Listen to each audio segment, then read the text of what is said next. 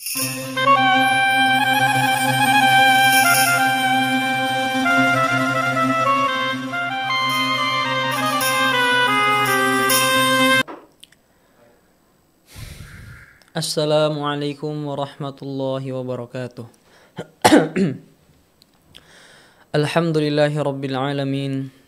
Wassalatu wassalamu ala ashrafil anbiya'i wal mursalin wa ala alihi wa ashabi ajma'in. Amma ba'du. Qala ta'ala: Rabbi shrah li sadri wa yassir li amri wahlul 'uqdatam min lisani yafqahu qawli. Alhamdulillah, teman-teman yang dirahmati Allah Subhanahu wa taala, kita bersyukur kepada Allah Subhanahu wa taala pada tahun ini, tepatnya di tahun 2025, Allah Subhanahu wa taala masih memberikan umur yang panjang kepada kita, masih memberikan kesempatan kepada kita, sehingga alhamdulillah kita masih berjumpa dengan bulan suci Ramadan yang mulia, dan mudah-mudahan Allah Subhanahu wa taala pun dengan kehendaknya, dengan kudrah dan iradahnya, Allah Subhanahu wa taala kembali mempertemukan kita dengan malam Lailatul Qadar. Amin ya rabbal alamin. Hadirin teman-teman yang dirahmati Allah Subhanahu wa taala, berbicara tentang bulan Ramadan, Allah Subhanahu wa taala menyebutkan tentang Ramadan di dalam Al-Qur'an hanya di satu tempat, di satu surah, dan hanya satu kali. Allah Subhanahu wa taala menyebut tentang hukum di banyak tempat, tentang takwa di banyak tempat, diulang-ulang tentang nabi-nabi di banyak tempat. Tetapi kalau tentang Ramadan, Allah Subhanahu wa taala hanya menyebutkannya satu kali dan di satu surah, yaitu surah Al-Baqarah. Dimulai dengan ayat ya ayyuhalladzina amanu kutiba alaikumus siyam kama kutiba alal ladzina min qablikum la'allakum tattaqun. Nah, yang menarik di sini adalah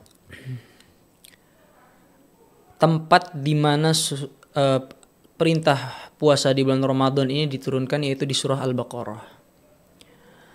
Kalau mau kita teliti lebih dalam dan kita kaji lebih dalam, surah Al-Baqarah ini di separuh awalnya Allah Subhanahu wa taala banyak menceritakan tentang kisah-kisah Bani Israel, alladzina min qablikum, orang-orang yang dulu pernah Allah Subhanahu wa taala berikan syariat yang sama seperti kita.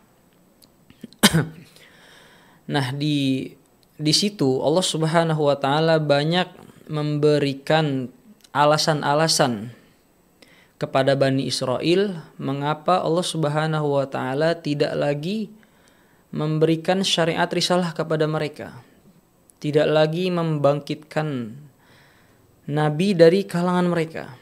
Justru Allah Subhanahu wa taala membangkitkan nabi penutup akhir zaman ini dari kalangan bangsa Arab, jadi kalangan Rasulullah sallallahu alaihi wasallam. Nah, di situ Allah Subhanahu wa taala membuat listnya kesalahan-kesalahan Bani Israel. Mereka diberi syariat, mereka tidak mampu bertakwa dengan syariat tersebut. Dosa-dosa mereka mendurhakai nabi mereka, bahkan sampai tingkatan membunuh nabi-nabi di Bani Israel. Nah, poin yang mau kita ambil di ayat ya ayyuhalladzina amanu, wahai orang-orang yang beriman, kutiba alaikumus syamu. Kutiba dicatat, difardukan, diwajibkan, ditetapkan, alaikum ke atas kalian wahai umat Muhammad, asyamu berpuasa, syariat puasa, kama kutiba alal ladzina min qablikum, sebagaimana dulu syariat ini pun pernah diturunkan ke orang-orang sebelum kalian, yaitu Bani Israel. Jadi ayat yang turun ini bukan perintah puasa Ramadan. Ini perintah puasa sebagaimana syariatnya yang syariat Allah yang diturunkan kepada Nabi Musa. Baru setelah ayat ini nanti ada perintah puasa Ramadan. Nah, yang mau kita bahas ini adalah perintah Allah Subhanahu wa taala di akhir ayat tersebut, la'allakum tattaqun. Allah Subhanahu wa taala berharap dengan syariat yang Allah Subhanahu wa taala turunkan ini yang sama dengan Bani Israel, kita memiliki perbedaan dengan mereka, dengan Bani Israel, yaitu la'allakum tattaqun, supaya kita menjadi orang yang bertakwa. Karena banyak sekali syariat-syariat yang mirip dulunya kita dengan Yahudi, seperti dulu kiblat kita dengan orang Yahudi dengan Bani Israel ini sama-sama menghadap Masjidil Aqsa. Lalu setelah melewati beberapa fase, turunlah ayat qad nara taqalluba wajhika fis sama' falanwalliyannaka qiblatan tardaha. Lalu Allah Subhanahu wa taala pindahkanlah kiblatnya dari Masjidil Aqsa menghadap ke Ka'bah. Ini kita diperintah berbeda dengan orang Yahudi. Begitu juga dengan puasa ini, setelah turun ayat puasa ini, maka turun perintah puasa Ramadan untuk perbedaan dengan orang Yahudi. Namun poinnya tetap sama, la'allakum tattaqun. Karena di separuh awal tadi yang saya katakan, bahwasanya Allah Subhanahu wa taala banyak menyebutkan alasan-alasan mengapa mereka tidak dipilih, karena mereka tidak mampu menjadi orang yang bertakwa. Syariat-syariat yang Allah Subhanahu wa taala turunkan selalu diakhiri dengan kalimat, mengapa kalian tidak menjadi orang yang bertakwa? Mengapa sulit bagi kalian untuk bertakwa?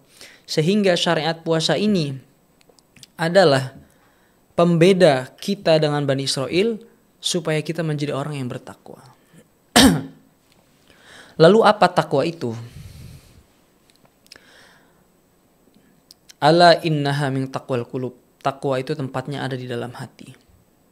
Dan hati ini adalah yang mengontrol anggota tubuh kita. Oleh karenanya Allah Subhanahu wa taala hadirkan bulan puasa Ramadan ini sebagai sarana mempermudah kita melatih hati kita mengontrol anggota tubuh kita. Sebagaimana firman Allah Subhanahu wa taala, yuridullahu bikumul yusra wa la yuridu bikumul usra. Berpuasa di bulan Ramadan, berlatih di bulan Ramadan ini lebih mudah. Kenapa alasannya? Karena memang di bulan ini salah satu keutamaannya syaitan-syaitan itu Allah belenggu, Allah ikat. Kenapa? Ini sarana kita sebagai melatih diri kita supaya kita menjadi orang yang bertakwa. Nah, contoh mudahnya ya, kita sebagai manusia, kalau kita ingin menguasai beberapa bidang atau salah satu bidang, maka seyogianya kita harus berlatih dulu. Seperti kita mau jadi polisi itu ada sekolahnya, ada latihan fisiknya segala macam. Kita mau jadi juru masak, koki, ada sekolahnya, ada latihannya.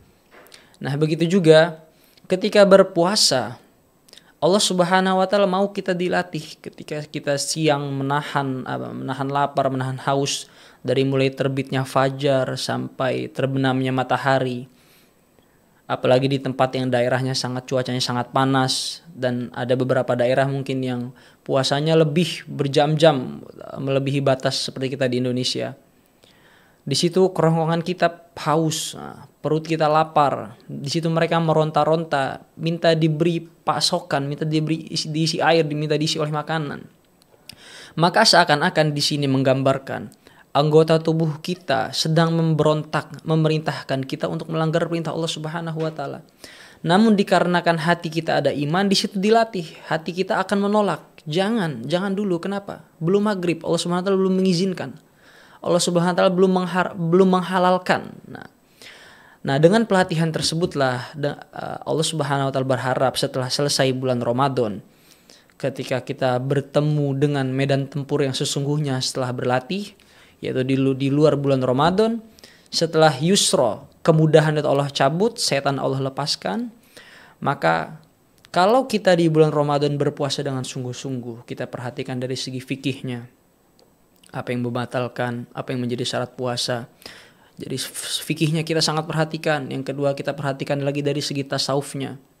Kita jaga puasa batin kita jaga lisan kita jaga pendengaran kita jaga mata kita jaga hati kita dari sifat-sifat hati, dari penyakit-penyakit hati yang menyebabkan amalan hancur. Nah, kalau kita latihan 30 hari ini, menjalankan syariat puasa 30 hari ini dengan sempurna, dengan sungguh-sungguh, kita penuhi hak-haknya, kita tunaikan kewajiban-kewajibannya, maka insya Allah hati kita selepas bulan Ramadan ini mampu membawa takwa yang sebenarnya. Sehingga menghadapi bulan-bulan selanjutnya hati kita sudah siap. Sehingga nanti di luar bulan Ramadan, dulu hati kita terbiasa mengontrol perut kita, terbiasa mengontrol tenggorokan kita, terbiasa mengontrol mulut kita. Maka begitu pula hati kita pun akan mampu mengontrol anggota tubuh kita yang lain. Sehingga di luar bulan Ramadan telinga kita menuntut perkara yang tidak dihalalkan oleh Allah, hati kita mampu mencegahnya. Lisan kita mengajak, berbicara, atau mengatakan hal-hal yang diharamkan oleh Allah, hati kita mampu menjaganya. Nah, inilah yang dikehendaki dari bulan puasa di bulan Ramadan. Supaya apa? Supaya kita selalu ingat, inilah tujuan kita berpuasa.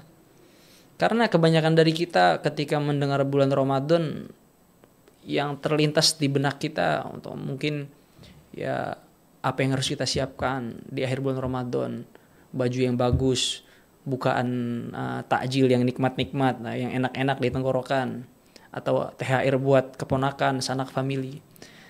Jangan sampai hal tersebut melupakan kita dari tujuan asli kita berpuasa, supaya kita menjadi orang yang bertakwa. Dan poinnya agar kita tidak sama dengan Bani Israel. Agar kita tidak sama dengan Bani Israel. Karena mereka pun dulu pernah diperintah dengan syariat yang sama di zaman Nabi Musa, tetapi mereka tidak mampu menjadi orang yang bertakwa.